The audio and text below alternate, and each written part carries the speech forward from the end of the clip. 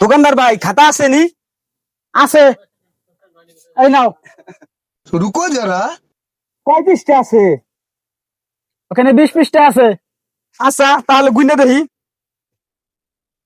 1 2 3 4 5 6 7 8 9 10। হ্যাঁ না, এখন তো 10 পৃষ্ঠা আছে। আমার গুনিনি খাতা। খাতাকে আমার গুনতে হয়, আমার গুনতে হয়।